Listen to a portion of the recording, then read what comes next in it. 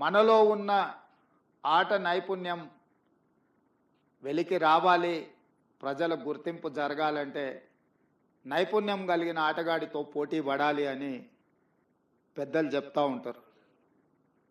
ఈరోజు పక్క రాష్ట్రంలో నారా చంద్రబాబు నాయుడు గారు ముఖ్యమంత్రిగా బాధ్యత చేపట్టిన తర్వాత అభివృద్ధిలో, సంక్షేమంలో వారితో పోటీ పడి ఈ రాష్ట్రాన్ని ముందుకు నడిపించే అవకాశం నాకు వచ్చింది.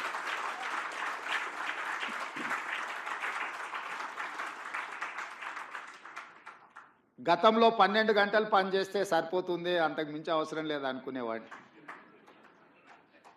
కానీ ఇప్పుడు వారు 18 గంటలు పనిచేస్తే నేను 12 గంటలతో సరిపెడితే కుదరదు. కాబట్టి మా అధికారులకు, మా సహచరులకు మనం కూడా 18 గంటలు పని చేయాల్సిందే. అభివృద్ధి విషయంలో, సంక్షేమం విషయంలో పోటీపడి ఈ 2 తెలుగు రాష్ట్రాలు ప్రపంచానికే ఒక రోల్ మోడల్గా నిలబడాలి అని నేను భావిస్తున్నాను. ఆ దిశగా మా ఆలోచన, మా విధానాలు, మా నిర్ణయం ఉంటుంది.